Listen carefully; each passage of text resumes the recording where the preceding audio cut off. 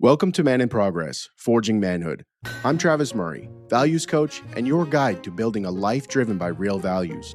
Each week we explore what it means to be a man today, talk about and to thinkers and doers who've been through it, and give you steps to show up better for yourself and those you love. If you're ready to forge your own path, you're in the right place. Let's get to it.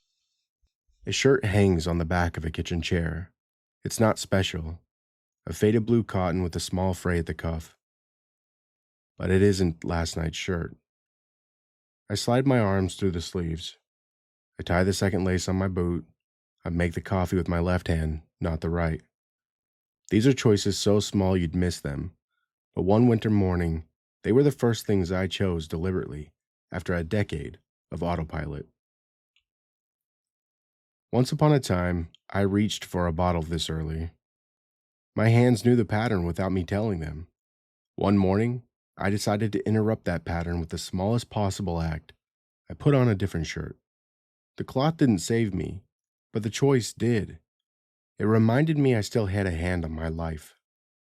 Choice is the quiet hammer stroke that shapes us.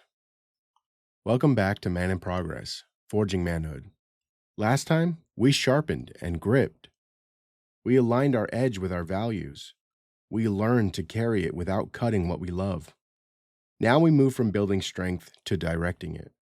A blade lies still until a hand moves it. Strength does nothing unless we choose where to use it. And if we stop choosing, we revert to the habits we forged in chaos. It's the conscious pause before one. Habits run on rails. Intentional choices lay those rails. When we stop choosing, autopilot takes over. And autopilot for many of us is survival mode. Anger, addiction, hunger. To keep from sliding back, we must keep making tiny decisions, like a smith lifting the hammer again and again. Each swing seems small, but together they turn iron into something useful. In this episode, we'll break down what intentional choice is and why it matters. We'll look at how one of the first behavior designers, Benedict of Nursia, structured monks' lives with simple acts and balance. We'll share stories of reclaiming life through micro choices, from setting down a bottle to carving out dignity when money runs thin. We'll build a daily ritual by deliberate choice, then we'll fit those choices into your real life. We're not here to fix you. We're here to give you the tools that can reshape your life. Small moves, real acts, quiet strength. Small choices forge a man. A blunt knife doesn't suddenly become a chef's tool because you decided it should be. You align it pass after pass on the whetstone. The angle you choose determines its cut. In your life, that angle is your value: honesty, patience, and courage. You set the angle with big commitments, but you keep it with small choices. Benedict of Nursia understood this 1500 years ago. His rule laid out monks' day not with grand gestures, but with a pattern of small acts. Morning prayer, manual labor, reading, rest, then back to work until Vespers. Nothing extreme. Work and prayer balanced each other, with room for silence and meals. Benedict insisted that everything, eating, sleeping, reading, working, praying, should be done in moderation. He called idleness the enemy of the soul and set fixed hours for manual labor and reading. He did not champion heroic fasting or violent asceticism. He championed a life of intentional rhythm. Why does this matter? Because small acts anchor big ideals. If you value patience, you need place to practice it. Breathing intentionally before your first word does more to protect your child's heart than reading 10 books on parenting. If you value honesty, start by telling the truth about what you eat and drink today. If you value courage, choose a shirt that makes you stand straight instead of hiding in a hoodie. These tiny choices reinforce your value until it holds under heat. Think of your day as a chain. Each link is a choice. The chain is only as strong as its weakest link. We've all heard this saying before. Well, what does it mean? Well, when you skip choosing, you insert brittle links. Enough brittle links and the chain snaps. Benedict's monks didn't become holy by a single vow. They became holy by repeating prayers, meals, and chores until their values were woven into their muscle memory. They had strong chains. You're not trying to become a monk, but the pattern holds. You cannot practice kindness only in crisis. You practice by making gentle decisions when you're calm, so your hands know what to do when your temper flares. This week, start with 3 micro choices. Pick your shirt on purpose. Maybe choose a color that softens your tone or makes you feel awake. Decide your breakfast. Fuel is choice, and hunger, it makes us cruel. Speak one line of intention aloud. I will bring patience to dinner, or I will take one pause before I answer. These intentional choices, albeit small, make a difference in the longevity of your values. Write them down. Say them aloud. When you forget, forgive yourself and pick up again tomorrow. This isn't about perfection, it's about direction. It's about replacing autopilot with presence. Small choices sharpen your bigger values. Keep that in mind. All right, a little bit of story time here. There was a time when my hands moved without me. I'd wake up, reach for a bottle, unscrew the cap, pour into a glass. I wasn't making choices. I was obeying the grooves I'd carved years before. The first time I tried to stop the whole thing at once. I said, "No more alcohol, ever." Have you ever said those words to yourself in some way or fashion? "I'll never do this again." Or, "This is the last time I'll ever do this." We've all said these things. After I said that, I stared at the wall, white-knuckled, until my will snapped. That night, I poured again. Shame hit hard, and I leaned into it with another drink. My second attempt was smaller. I didn't throw away all the bottles. I didn't recite declarations. I chose a different shirt. Instead of the one that was wrinkled on the chair, I made myself an egg and pepper breakfast instead of the old cereal box.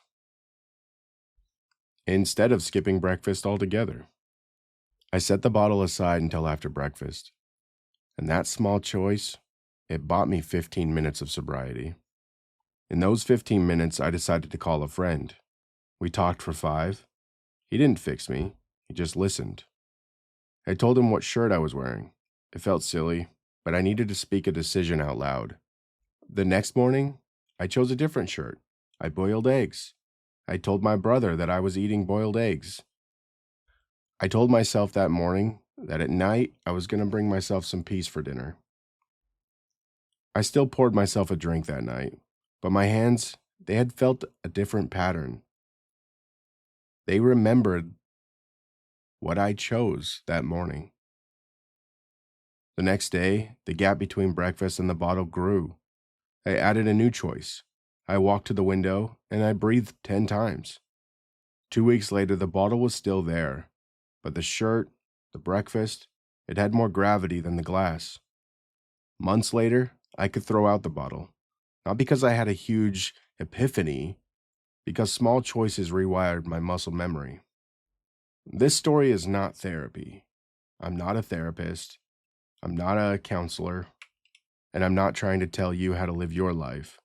I'm just giving you a picture of how micro decisions can break cycles stronger than willpower alone. And I know that by example. Addiction thrives in autopilot. It hates friction. Intentional choices create friction. You cannot decide to stop drinking for good if you're not willing to decide to drink water first today. Each tiny act is a stroke on the stone. You won't feel like a hero. You'll feel like a guy making oatmeal. But that is exactly how heroes rebuild. If alcohol isn't your battle, the principle holds. Replace the bottle with whatever hijacks your control. Anger, scrolling, isolation. Don't vow to quit anger forever.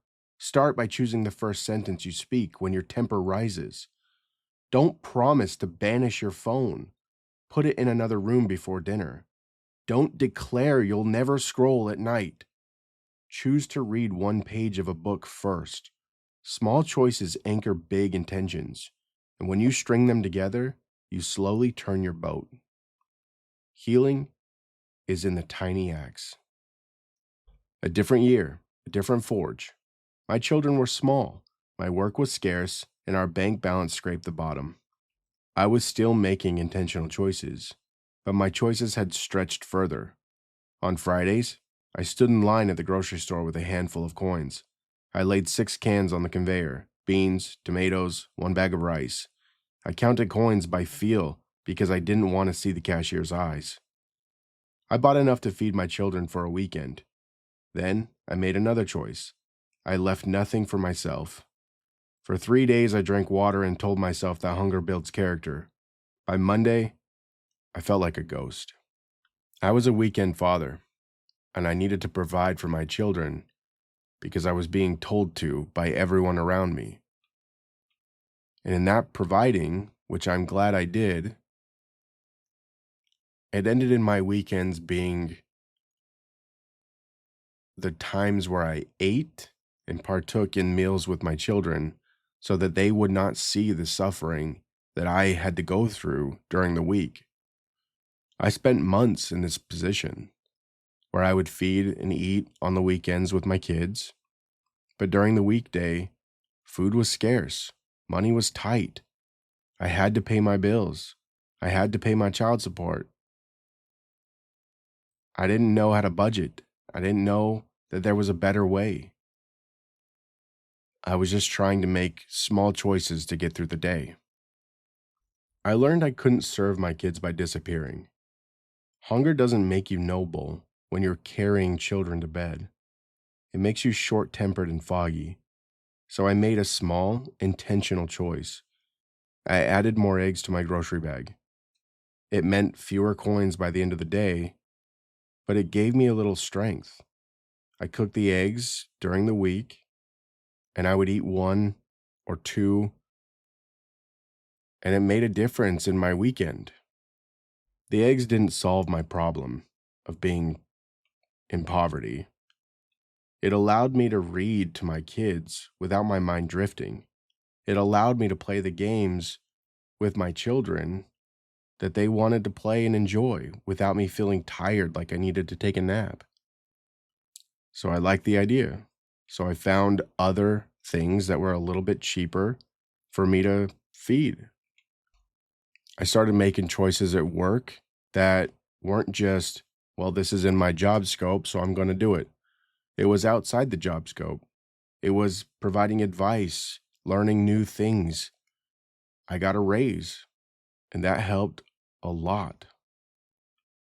This helped me choose to start eating breakfast with my kids instead of pretending coffee was enough. I asked them about their dreams. I laughed at their jokes. My stomach still hurt, but my heart didn't. I realized that intentional choices are not only about self-discipline, they're about dignity. In scarcity, autopilot is despair. Choosing breakfast when you want to save everything else is an act of hope. It says, "We will be here tomorrow. We will need our strength." At the end of the season, my weight had dropped drastically. My children still talk about those weekends. They don't remember the food. They remember the stories.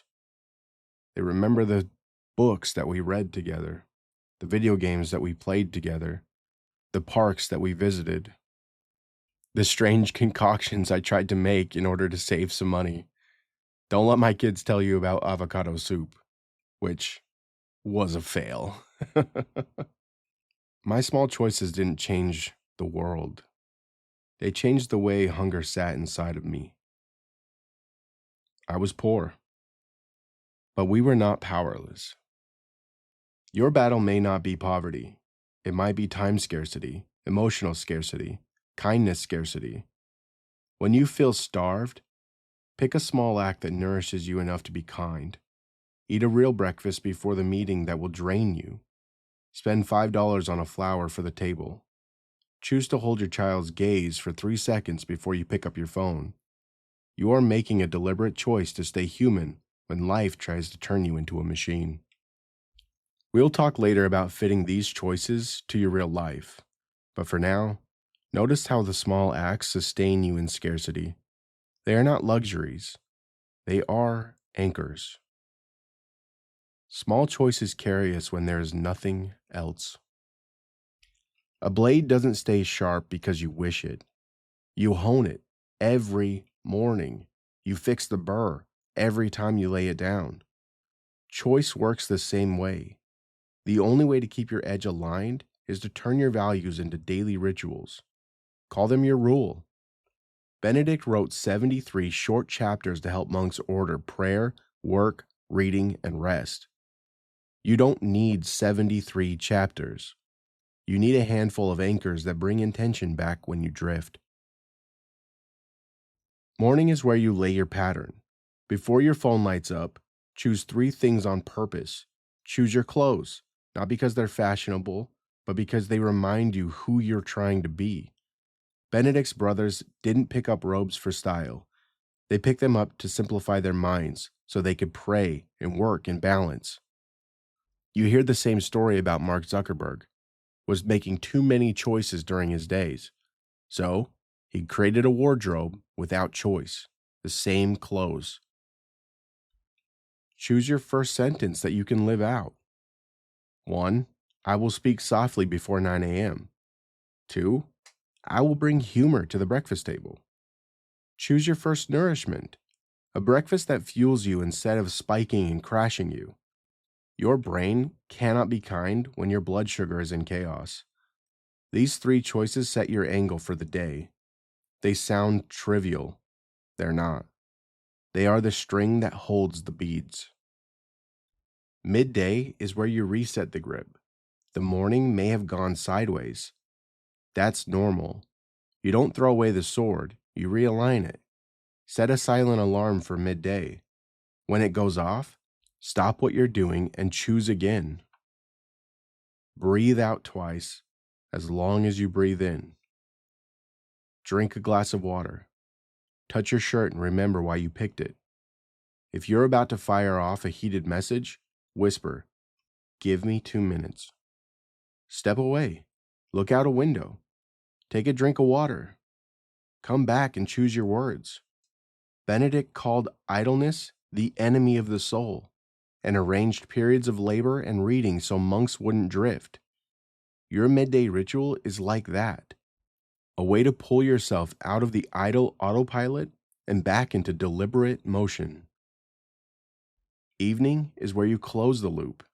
Without a close, the day bleeds into the night, and you wake up with yesterday's burrs on your edge. Before you lie down, ask yourself, did I keep my morning sentence? Where did I slip? Who needs a repair? Send a brief text, or whisper in a soft apology to the person you snapped at. Choose gratitude, one thing you noticed and are thankful for. Then choose one thing for tomorrow. Tomorrow I will eat breakfast at the table, or tomorrow I will ask one question before giving advice. Blow out or dim the lights. Put your phone outside your bedroom. Benedict's monks laid aside speech. They preserved silence so sleep could restore them. You need that silence too. If you miss a ritual, you don't call yourself a failure. You pick up the stone next morning. Ritual is not a law to shame you. It's a tool to rescue you. It's the track your mind runs on when you'd rather spin. Ritual is not a cage. It's a path. Small choices stick better when someone sees them. Benedict's rule wasn't written for solitary hermits. It was written for community. Monks prayed together, ate together, worked side by side, and corrected each other with humility. When one stumbled, others gently redirected him. The rule made individual holiness a communal effort. You may not be in a monastery, but you can still harness the power of witness. Tell someone your morning sentence. It can be your partner, a friend, a mentor, or a group chat. Today, I choose patience. Today, I choose to not raise my voice. When you voice your choice, you make it real. When someone hears you, you add weight. It's harder to backslide into autopilot when someone else knows what track you laid. In my drinking days, the simple act of telling a friend what my shirt was, that I had chosen, it held me accountable. It made the choice bigger than me. In my hunger season, whispering to my children, "Tonight I'm eating with you," kept me from disappearing into a martyrdom. Community holds the edge when your grip fails. Find a rhythm with one person. Maybe you and a colleague. Send a lunchtime text that says, "I'm drinking my water now. You?" Question mark. Maybe you and your partner ask each other at 8 p.m., "What's one thing you're grateful for today?" This isn't performative. It's a mutual forging. You're telling each other, "We're doing this together." Let's talk about another, St. Francis. He embodied this in his radical simplicity. Born into wealth, he deliberately gave away his father's possessions and his own fine clothes to live in extreme poverty and serve others. He stripped off what tied him to his old life and walked into the forest, not because circumstances forced him to, but because he chose to empty his hands. His choice wasn't a one-off. He renewed it daily, fasting, praying, working with the lepers. And he didn't do it alone. He attracted brothers who wanted to live by the same choice. Their community of intentional poverty fed the poor, rebuilt churches, and still exists today. Francis's empty pockets made room for the full heart. He discovered that reunification brought deeper joy, and his brothers saw it. His daily choices inspired theirs. You may not give away your wardrobe, but there's something in your life you might need to let go of to live your value. It could be a subscription that feeds your envy, a social media account that strokes your anger, a nightly show that numbs you. Tell someone when you decide to release it. Ask them to check in with you, not to shame you, but to remind you why you made the choice. You'll be shocked how much easier it is to keep the ritual when someone else holds one end.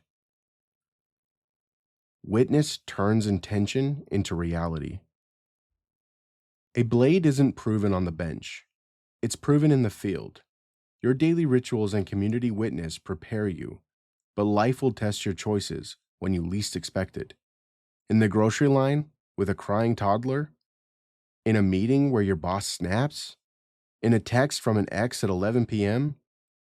Field proof is about seeing if your rituals hold under stress and learning from what cracks. Pick one situation this week that normally derails you.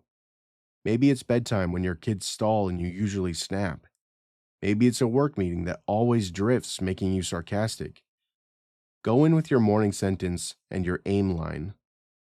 When the moment comes, slow your first sentence. Grip right. If you slip, own it. Afterward, ask yourself, what did I choose? What happened? What will I choose next time? That 90-second after action is more important than the slip. It's how you sharpen without shame. Benedict knew monks would fail. His rule included provisions for when brothers broke silence or missed their work. The response wasn't exile, it was correction and restoration. Field proof is about resilience, not perfection. You will forget your morning ritual. You will raise your voice after 9 p.m. You will drift into autopilot. What matters is that you notice, repair, and return. Each return is a stroke on a stone. St. Francis's field proof looked like fasting for 40 days on Mount Alvernia. At the end of it, he received stigmata, wounds of Christ in his own body. The pain didn't make him bitter, it made him radiant. It was proof of his radical love. He had been practicing reunification daily. The mountaintop simply revealed what was already forged. His joy and pain shocked people because they assumed reunification makes you sad. But Francis had discovered that by having less, he could offer more. His field proof wasn't about suffering, it was about generosity. Your field proof is less dramatic. It might be refusing to check your phone while your child tells you about their day. It might be pausing before you speak when your partner is upset. It might be choosing not to buy something you can't afford and instead giving your time to someone. These are tests of your blade. They reveal where the edge is strong and where the handle rubs. They are not final exams. They are practice runs, each one preparing you for the next. After each test, adjust. If you realize you always blow up at 5 p.m., maybe move your midday reset to 4:45. If you see the silence makes you anxious, add a 2-minute walk before you go home. If you keep snapping after 9 p.m., set a conflict curfew. Field proof it isn't about proving you're perfect. It's about keeping you honest. Your choices are proven under pressure. You are not here by accident. You have picked up a hammer and laid your steel on a stone. You have made vows, sometimes silently, to be a husband, a father, a brother, a friend, a man of integrity. Those vows become real only when they are hammered into daily choices. So here's your call. Choose. Choose one shirt, one breakfast, one sentence. Choose to tell someone. Choose to keep your words soft when you want to snap.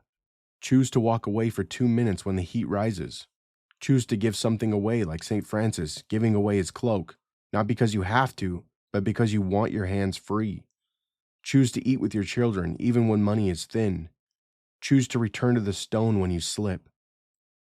Would the younger you be proud of the man you are today? Not because you're wealthy or powerful, but because you're deliberate, because you don't run on autopilot, because you can be trusted with small things. You're not broken. You're not weak for needing rituals. You're just a man in progress, standing in a forge. Every small choice is a swing of the hammer. Every deliberate act is a strike that shapes the edge. Keep swinging. Thank you for joining me on this journey. Now that you've finished the episode, write down 3 choices you will make tomorrow. Show them to someone. Then come back next week. We're still forging.